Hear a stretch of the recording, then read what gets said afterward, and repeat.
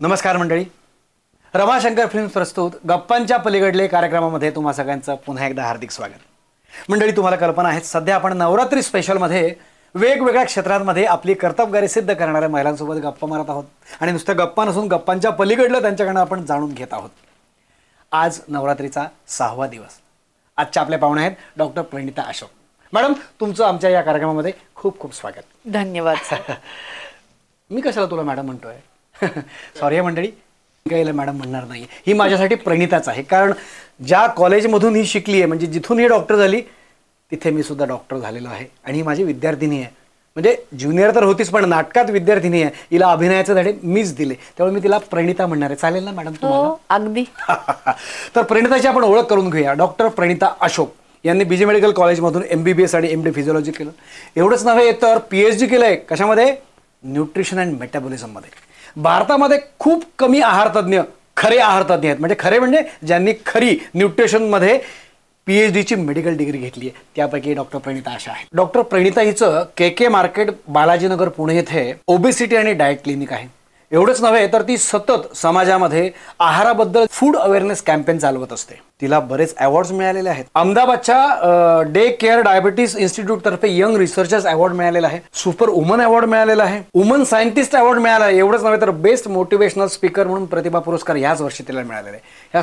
आणि वाटतं बरेच पुरस्कार आहेत, पण हे सगळे वाचत बसलो तर याच्यातच आपला इंटरेस्ट आहे, म्हणून इथे आपण थांबूया आणि सरळ गप्पांकडे वळूया। ठीक आहे? प्रणिता, म्हणजे MBBS झालं, फिजिओलॉजी झालं की मग शांतपणे फिजिओलॉजीमध्ये कुठेतरी आपलं शिक्षक म्हणून काम करावं, म्हणजे जे करतात, किंवा माझ्यासारख्यांना ॲनेस्थेटिक म्हणून ॲनेस्थेशियामध्ये काम करावं, तर असं करायचं नाही आणि वेगळंच काहीतरी वेड्यासारखं करायचं। जसं मी पण ॲनेस्थेशिया बंद करून ॲक्टिंगमध्ये चाललोय, तर अचानक हे नेहमीची वाट सोडून आहार तज्ञ न्यूट्रिशनमध्ये PhD करावं आणि असं का वाटलं तुला?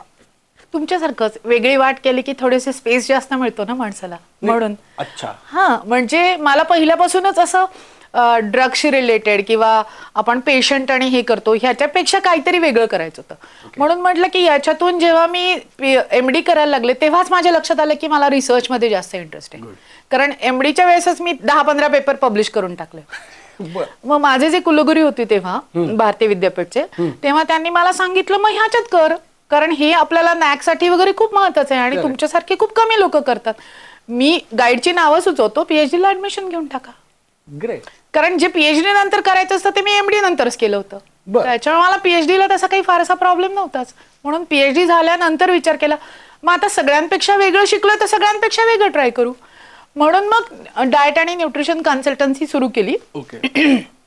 माझ्याबरोबरच एक फिजिशियन होते, त्यांनी म्हटले गो अहेड, जर आपण लोकांना काही गोळ्या औषधांपासून मुक्तता देऊ तर it will be more happy ना, म्हणजे पेशंट आपल्यावर जास्त खुश होतील की आमच्या गोळ्या औषधं कमी करून दिली तुम्ही, म्हणून असं। मग अशा प्रकारे जेव्हा ओबेसिटी आणि डाएट क्लिनिक सुरू केलं तेव्हा असं लक्षात आलं की हे करताना काही प्रश्न हे कॉमन आहेत, की प्रत्येकालाच हा प्रश्न पडलेला आहे की भात खायचा की नाही, साखरेचा चहा प्यायचा की गुळाचा चहा प्यायचा, किंवा आपण म्हणतो मध लिंबू पाणी घेतलं की सगळी वजनं उतरणार। हे असं करता करता मग एक असं लक्षात आलं की हे मग कॉमन माणसांना का नाही द्यायचं, म्हणून रोज एक डाएट टिप की हे असं केलं की असं होणार आहे। म्हणजे आंबा खाल्ल्यावरती शुगर वाढते असं नाही, डायबिटीस वाले लोक पण आंबा खाऊ शकतात, भात खाऊ शकतात, ते प्रूव्ह करून दाखवलं पेशंट कडून, कारण तशा पेशंटला डाएट देऊन त्यांची साखर उतरून दाखवली, त्यांचा डायबिटीस कमी करून दाखवला, त्यांची वजनं उतरून दाखवली, आणि म्हणून या अभियानाला जास्तीत जास्त महत्व यायला लागलं।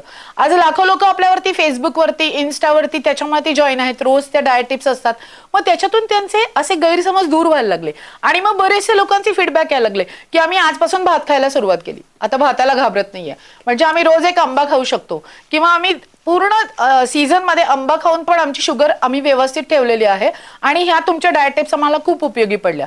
किंवा कन्सल्टन्सी वाले लोक म्हणायचे की आता खाण्याची भीती गेली, म्हणजे हे खाऊ की नको खाऊ, हे खाल्लं तर काय होईल, मग नाही खाल्लं तर काय होईल।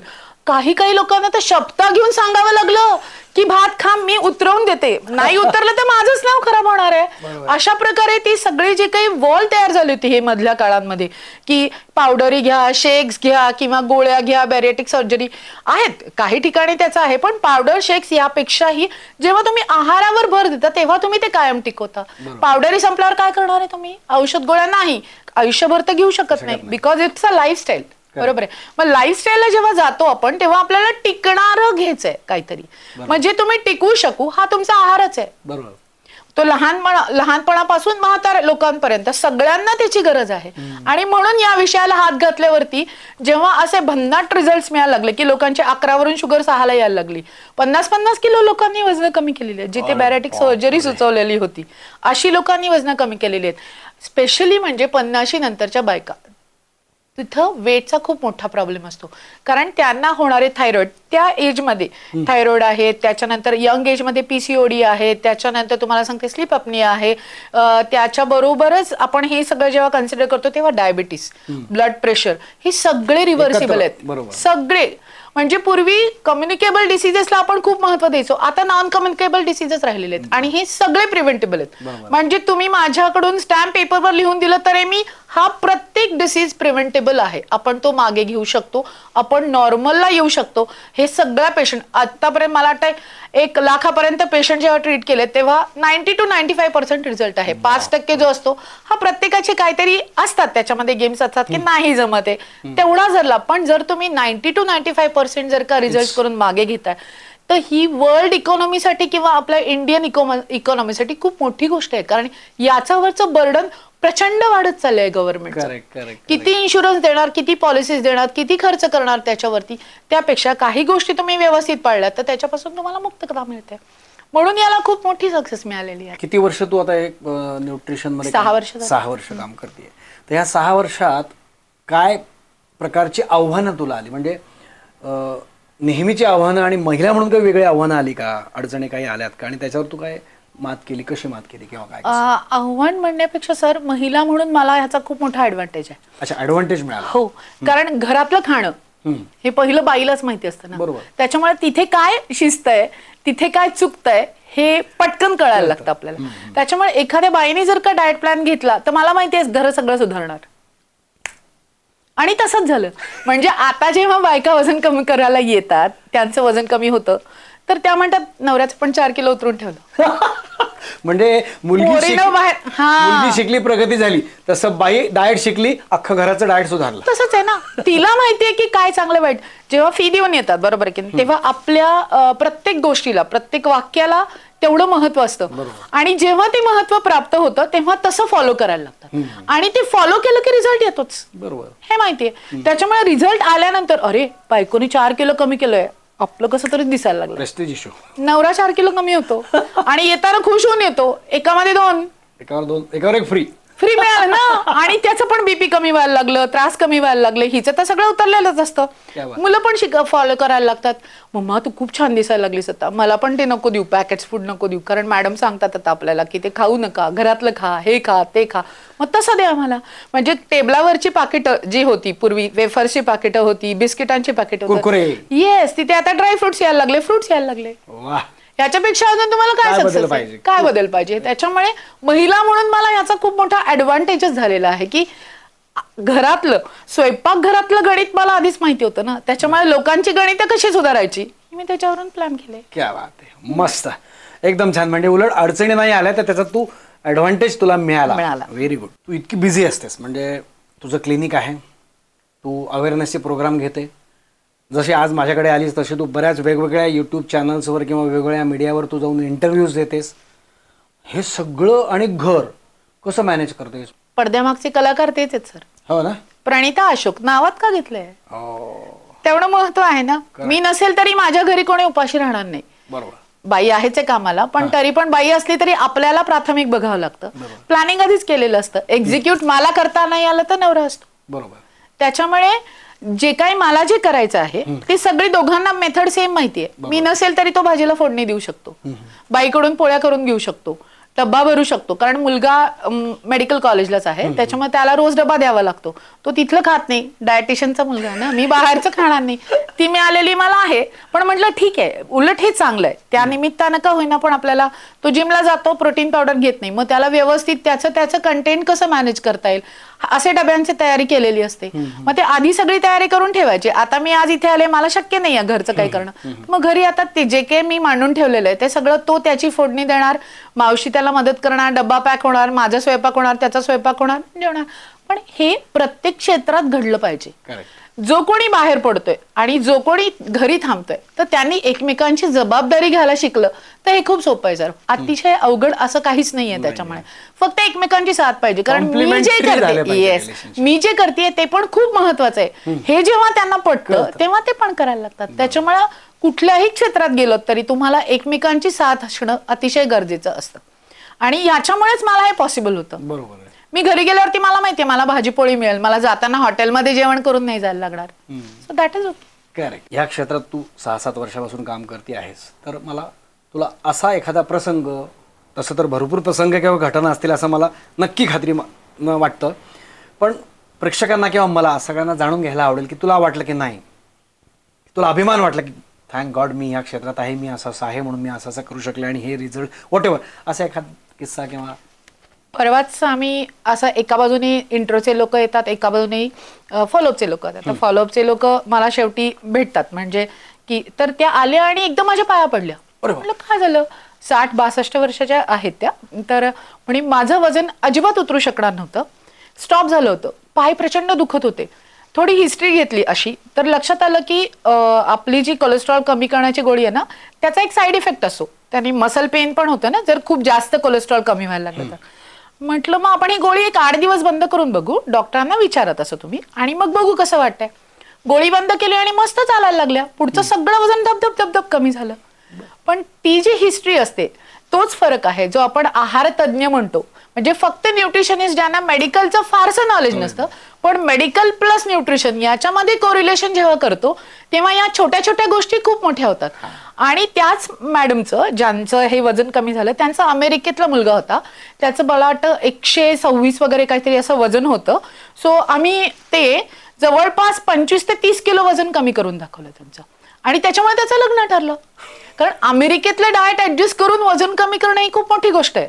पण मग जेव्हा मी माझ्या PhD करताना स्कॉलरशिप घेऊन मी जेव्हा देशोदेशी फिरले, आंतरराष्ट्रीय सगळे प्रवास झाले, तिथल्या कॉन्फरन्सेस, त्याच्यामुळे त्याचं नॉलेज असल्यामुळे मला ते सोपं गेलं.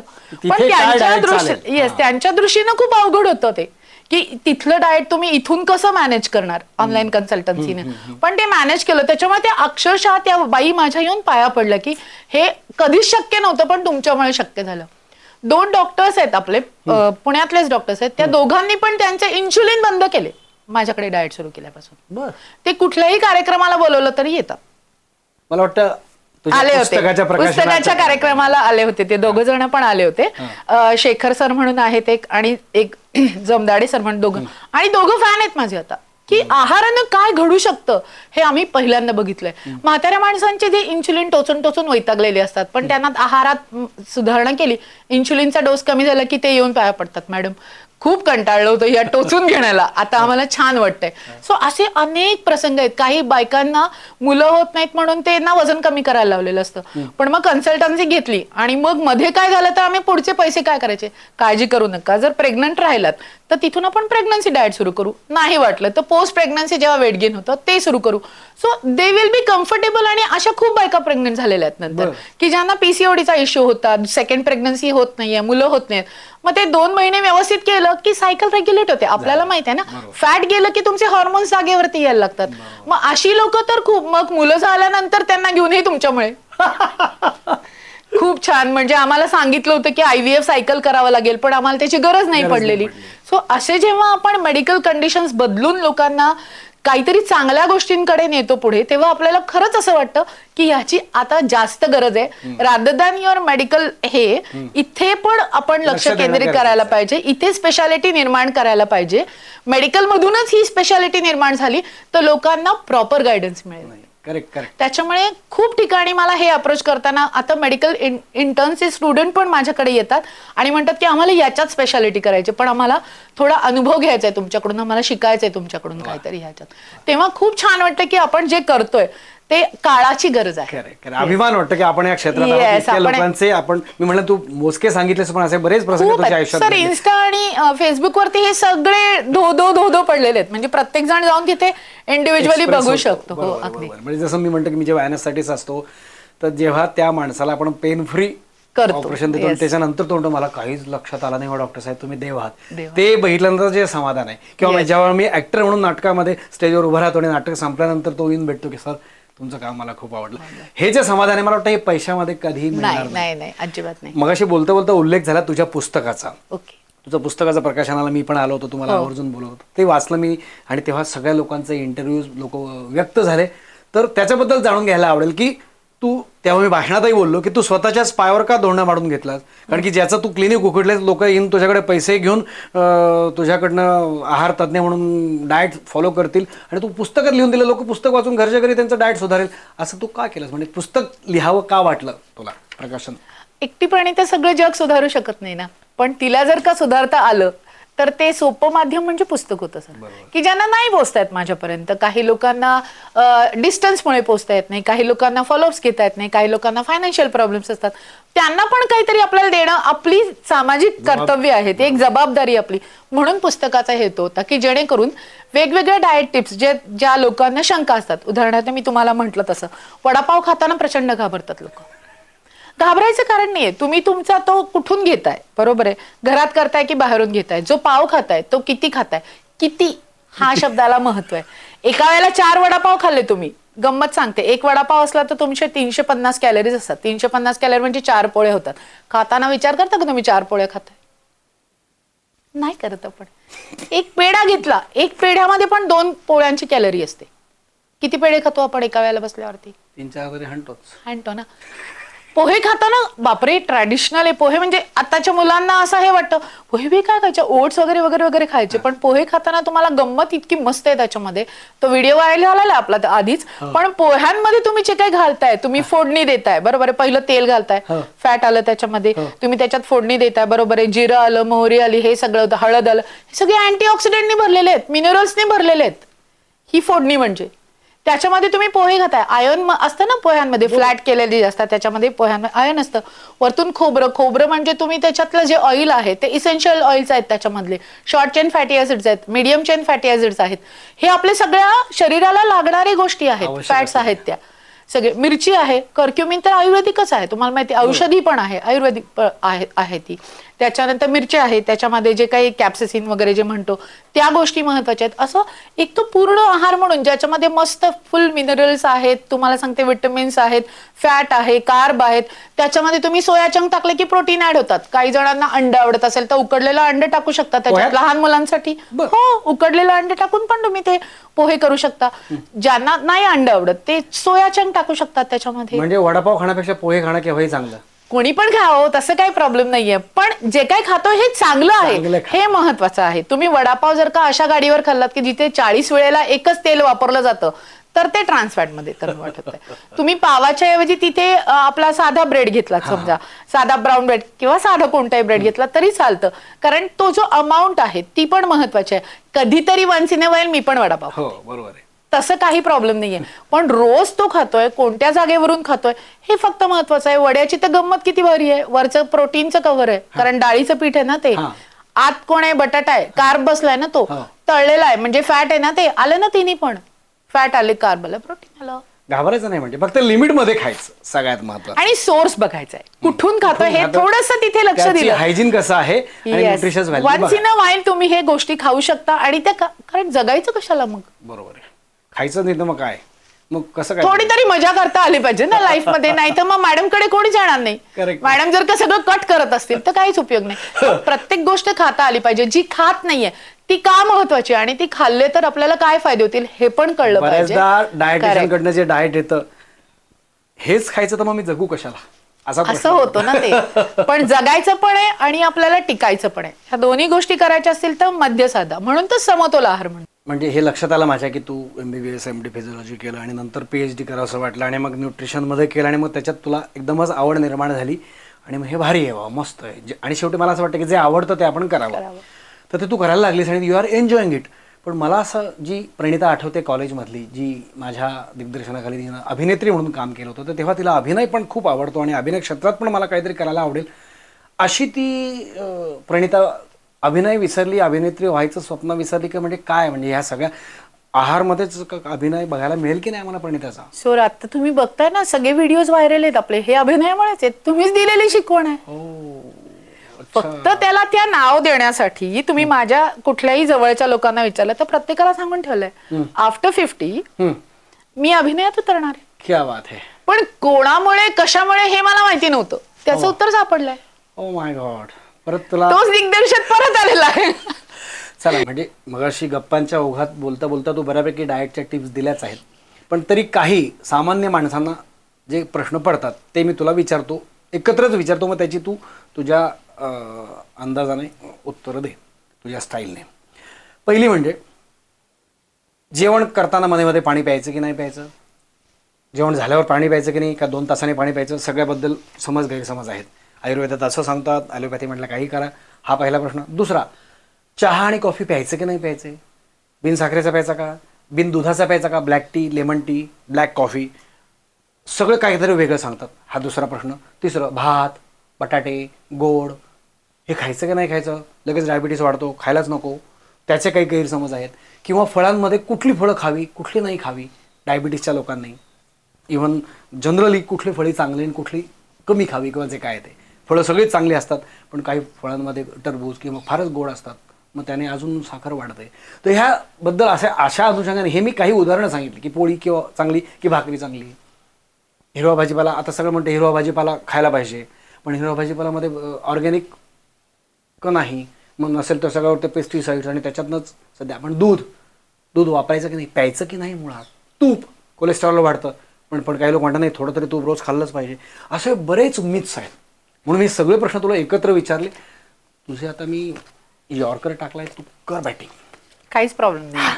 पाणी कधी प्यावं, कसं प्यावं, जेवताना प्यावं की नाही प्यावं, शक्यतो आपली जी लहानपणापासूनची प्रॅक्टिस आहे ना, ती जर का आपण अनुभवली तर आपल्याला त्याचा खूप छान रिझल्ट मिळतो. आता तुम्ही सांगितलं की पाणी जेवणानंतर अर्धा तासाने प्यावं.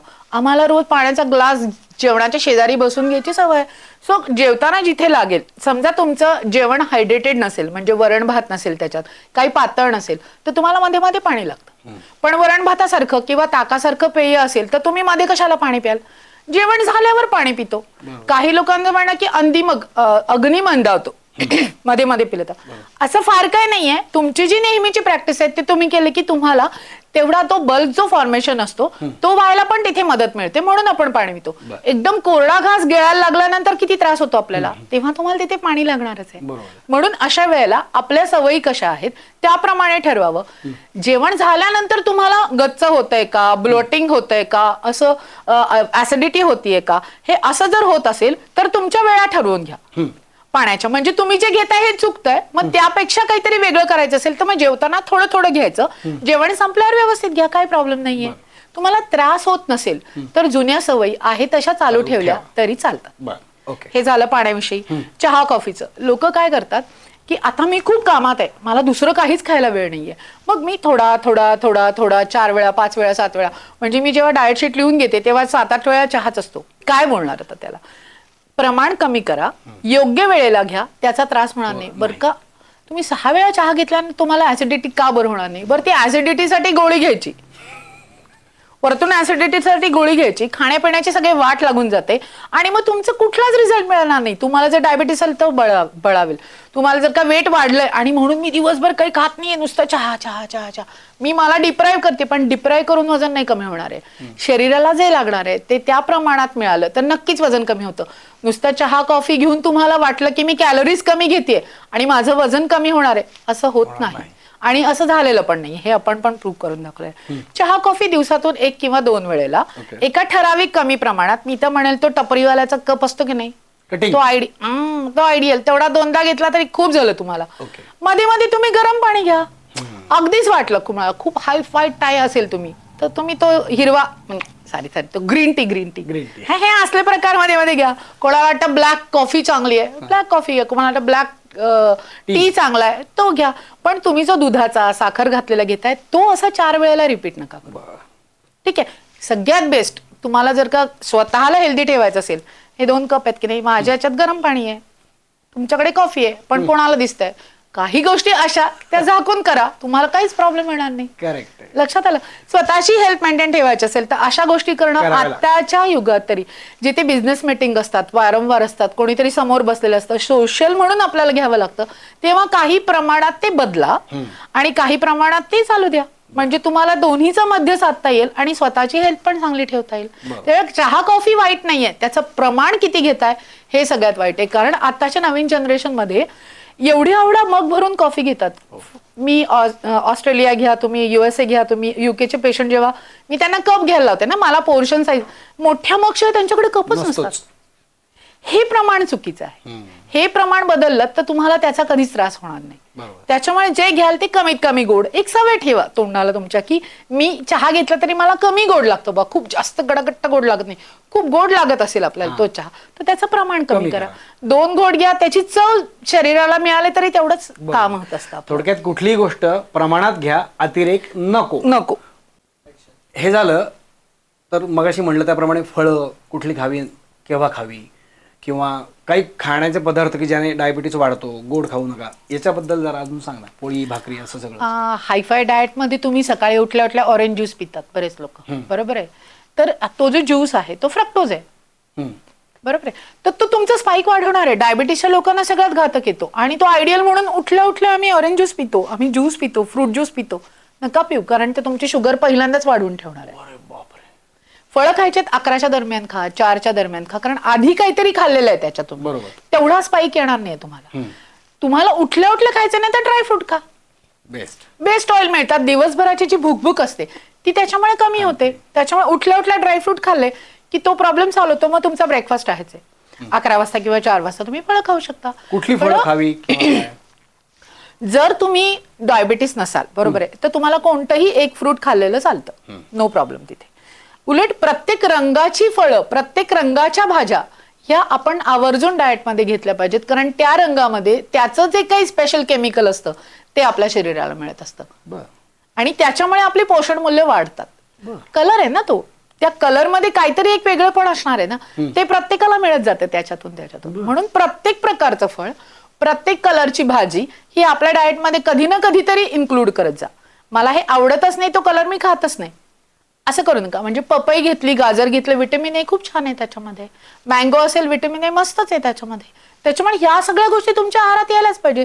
सॅलेड म्हणतो तेव्हा तुम्ही प्रत्येक प्रकारचा रंग घ्या ना त्याच्यात. म्हणजे मला असं वाटतं जसं आपण नवरात्रीचा रंग साडीचा फॉलो करतोय तसं भाज्यांमध्ये आणि फळांमध्ये सुद्धा रंग फॉलो केला पाहिजे. येतंय, ते पण येतंय आता.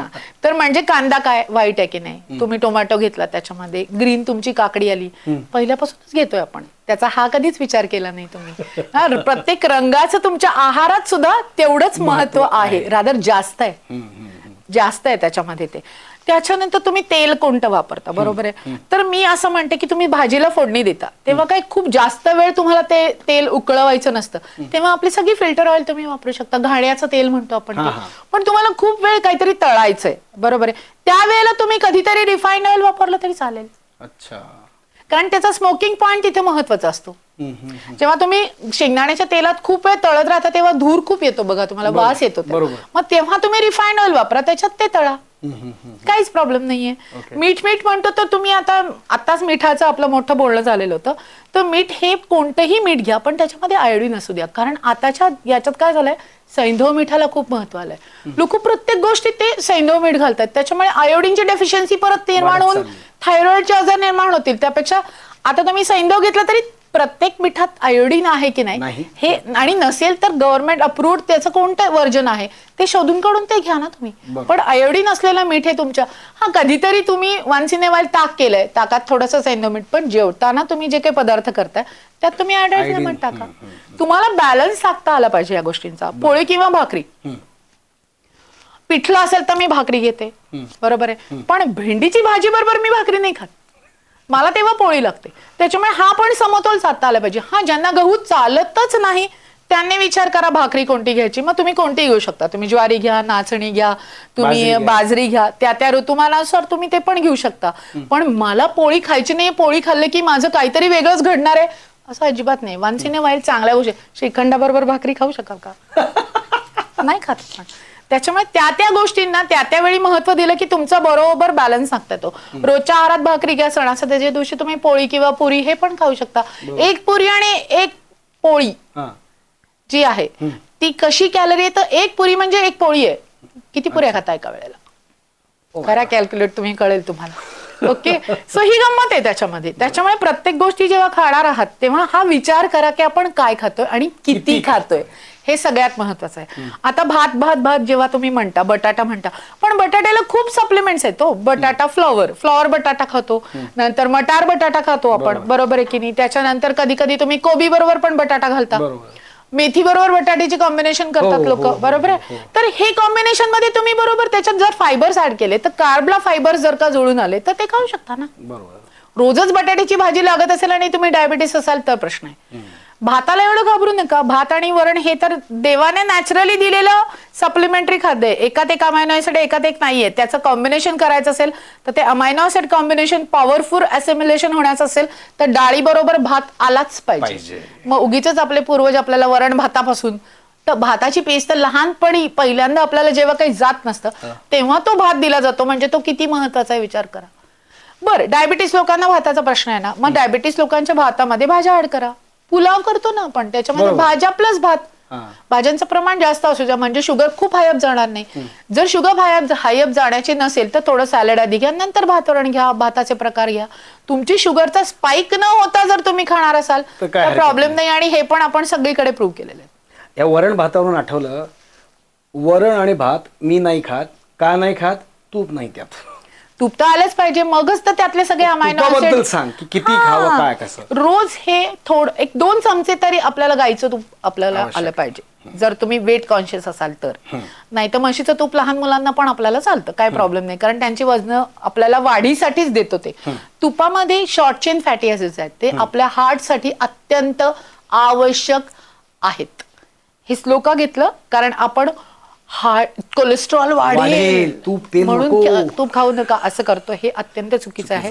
कोलेस्ट्रॉल हे बॉडीमध्ये स्वतः बॉडी पण तयार करत असते.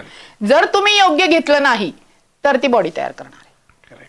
आणि जर तुम्ही व्यायाम केला नाही तर ते वाढणार आहे. आधी व्यायामाचं कारण एक्सक्लूड करून टाका आणि मग बाकीच्या गोष्टींना धारा द्या. म्हणून मी अंड खात नाही असं म्हणतात, कोलेस्ट्रॉल वाढेल म्हणून. पण अंड्यामध्ये जीव निर्माण होतो म्हणजे त्याच्यामध्ये किती भन्नाट सगळे पोषण मूल्य आहेत, विचार केला का? मी तर म्हणेल रोज एक अंड. अंड्याला व्हेजिटेरियन नॉनव्हेज धरूच नका. फॉरेन कंट्रीमध्ये अंड नॉनव्हेज नसतंच. रोज एक अंड लहान मुलांना दिलंच पाहिजे. तसंच जी काही सगळी पोषण मूल्य आहेत ती सगळी दुधामध्ये आहेत, जी त्यांना दूध दिलंच पाहिजे. कारण सगळी पोषण मूल्य दुधामध्ये आहेत. दूध हे पूर्ण अन्न असं म्हणतो आपण. त्याच्यामुळे दुधाला पण घाबरू नका, अंड्याला पण घाबरू नका. ओल्डर व्हर्जन घेतलं म्हणजे 35-40 नंतर तुम्ही दुधाच्या ऐवजी फार फार तर दही आणि ताकाचा वापर करा. ओके, वा प्रणिता, खूप छान. इतक्या छान आपण गप्पा मारल्या. तू इतक्या छान पद्धतीनं गप्पांच्या पलीकडलं व्यक्त झालीस. असं वाटतं की अजून छान गप्पा मारत राहूया, पण काय करणार, आपल्याला थांबावं लागतंय. माझ्या विनंतीला तू मान देऊन कात्रजवरून निगडीला आलीस त्याबद्दल तुझे मनपूर्वक धन्यवाद. खरं म्हणजे धन्यवाद मानून ते खूप फॉर्मल होईल, पण तरी एक ती पद्धत आहे असं म्हणून आपलं म्हणायचं. तुझ्या ऋणातच राहायला मला आवडेल असं पण चालेल. तर एक प्रेमाची भेट म्हणून रमाशंकर फिल्म्स तर्फे तुला एक छानसं तुळशीचं रोप आणि ज्ञान भेट मी देऊ इच्छितो. थँक्यू. मग मंडळी, कसा काय वाटला आजचा एपिसोड? भारी ना? अजून डॉक्टर प्रणिता यांच्याकडनं डाएटच्या टिप्स ऐकायची इच्छा वाटते ना? आज एवढं येतो, सिर्फ ट्रेलर आहे, पिक्चर अभी बाकी आहे मेरे दोस्त. आणि जास्त जाणून घ्यायचं असेल ना तर जा ना त्यांच्या KK मार्केटच्या क्लिनिकला, किंवा त्यांनी एक छान पुस्तक लिहिलंय, आहार हेच औषध. बघा, अमेझॉनवर कुठेतरी सापडेल, बुक करा, घरच्या घरी डाएट सुरू करा. तात्पुरतं आपण इथेच थांबूया. अशा प्रकारचे अजून कुठले कुठले व्हिडिओ तुम्हाला बघायला आवडतील हे आम्हाला कमेंटमध्ये लिहा. आवर्जून आवडला असेल व्हिडिओ तर लाईक करा आणि आमच्या रमाशंकर फिल्म्स चॅनलला सबस्क्राईब करा. आणि असे व्हिडिओ आधीच तुम्हाला नोटिफाय व्हायचे असतील तर आमचा बेल आयकॉन बटन दाबायला विसरू नका.